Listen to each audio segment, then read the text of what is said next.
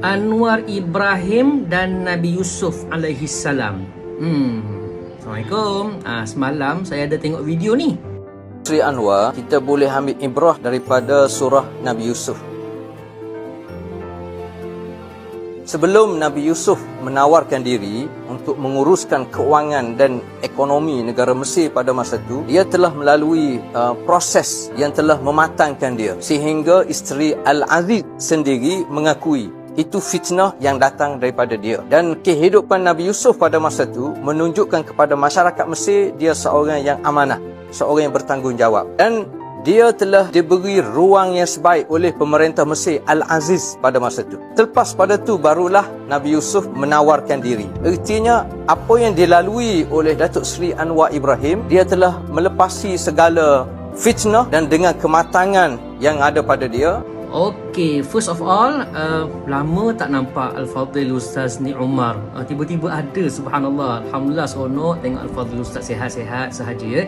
Okay, Fadhil Ustaz Ni Umar cerita tentang ibrah daripada kisah Nabi Yusuf alaihi salam. Jom sama-sama kita tengok ibrah kisah Nabi Yusuf alaihi salam.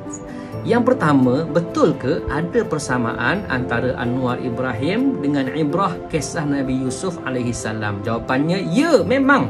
Apa persamaannya? Yang pertama, Anwar Ibrahim dituduh.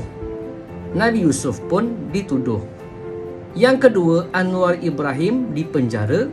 Nabi Yusuf pun dipenjara. Memang ada persamaan. Okey, itu persamaan. Ada perbezaan tak? Ada perbezaan. Beza kat mana?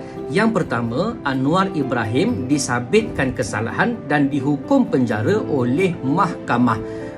Percaya tak percaya itu terpulang kepada pandangan masing-masing. Nabi Yusuf alaihi salam tidak disabitkan kesalahan tetapi dipenjara kerana rancangan daripada isteri Al-Aziz dan juga Al-Aziz pada waktu itu. Dalam Quran surah Yusuf ayat ke-35, "Tsumma badalahum min ba'di ma ra'awul ayati la yasjununnahu hatta 'in." Kemudian setelah nampak kebenaran bagi pihak Nabi Yusuf, mereka pakat penjarakan Nabi Yusuf sehingga ke suatu waktu. Ada lagi tak perbezaannya? Ada lagi. Anwar Ibrahim dibebaskan dengan pengampunan diraja. Saya tak nak bahaslah soal pengampunan diraja sebab itu hak yang di Pertuan Agong yang termaktub dalam perlembagaan negara. Cuma saya nak cerita beza antara isu Anwar Ibrahim dan juga Nabi Yusuf AS. Nabi Yusuf AS dibebaskan dengan perbicaraan dan dibuktikan dia tidak bersalah dalam isu fitnah daripada isteri Al-Aziz ni. Bila Nabi Yusuf AS tafsirkan mimpi raja bagi pandangan tentang nak menyelesaikan masalah ekonomi kerajaan Mesir masa tu, jadi raja panggil Nabi Yusuf AS. Nabi Yusuf bagi tahu pada utusan dan dia demand satu perkara. Bukan minta pengampunan diraja tetapi minta dibicarakan. Alhamdulillah, raja panggil balik saksi-saksi mereka yang terlibat, mereka yang menuduh.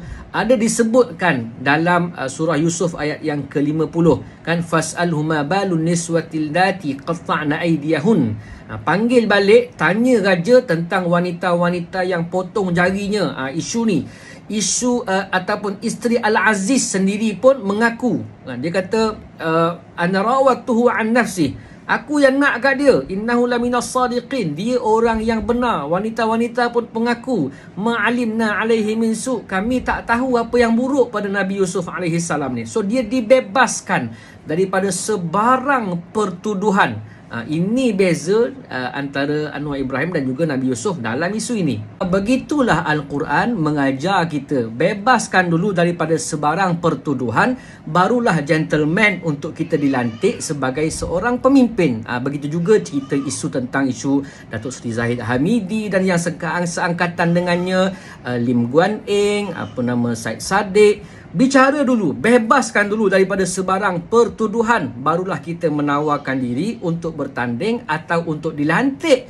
sebagai pemimpin macam Nabi Yusuf alaihi salam. Saya tak kata mereka bersalah, tetapi bicara terlebih dahulu sebab dah ada pertuduhan di mahkamah. Bebaskan dahulu daripada sebarang pertuduhan, barulah bertanding dan menerima jawatan. Jadi setelah dibebaskan daripada sebarang pertuduhan, barulah Nabi Yusuf alaihi salam menerima offer daripada raja, yang raja kata astakhlishu li nafsi innaladaina makinun amin. Aku nak lantik Nabi Yusuf ni sebagai orang yang dekat dengan aku, ada pangkat yang tinggi. Masa itulah baru Nabi Yusuf offer diri dia untuk menjadi menteri keuangan. Qala ja'alni ala khazainil ard inni hafizun alim. Jadikan aku penjaga kepada harta negara, kerana aku ini sangat bersedia untuk menjaga dan aku sangat tahu cara nak jaga harta negara. Itu ibrah daripada kisah Nabi Yusuf alaihi salam. Jadi sama ke proses mematangkan yang dilalui oleh Nabi Yusuf dan Anwar Ibrahim? Jawapannya beza, memang berbeza. Dah bersih barulah yakin, dan meyakinkan barulah bersih dan stabil. Sebab itulah saya lebih suka kepada calon-calon daripada Perikatan Nasional yang bersih dan stabil. Best.